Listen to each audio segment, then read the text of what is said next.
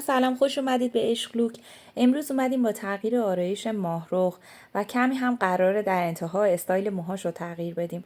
به نظرم ماهرخ جزو دخترایی هست که تو جزیره خیلی زیبا بلد خودش رو آرایش بکنه.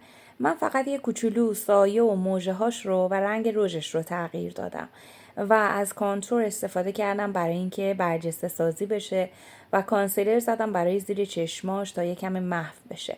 سایه گرم رنگ قهوه‌ای رو ترجیح دادم به خاطر اینکه مردمک چشمش رو جذابتر بکنه. از خط چشم استفاده نکردم چون خط چشم خودش بسیار زیبا کشیده شده. بنابراین همینجور که میبینید از سایه قهوه‌ای روشن استفاده کردم برای صورتش. بسیار چشمای خوشگلی داره و ابروهاش هم تغییری ندادم، فقط یه کوچولو رنگش رو روشن‌تر کردم و حالا دارم میرم سراغ لباش.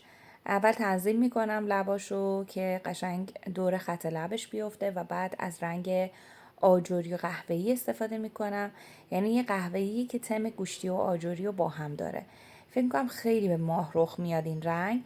از نود استفاده نکردم چون ماهرخ دوست داره چهره بشاش و شجاع و کمی هم وحشی طور داشته باشه.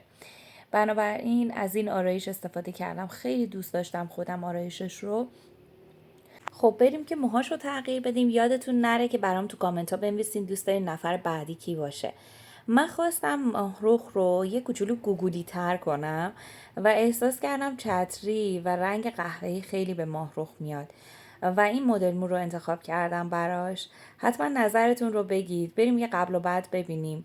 قبل ماهرخ و بعد از آرایشش با همین مدل مو.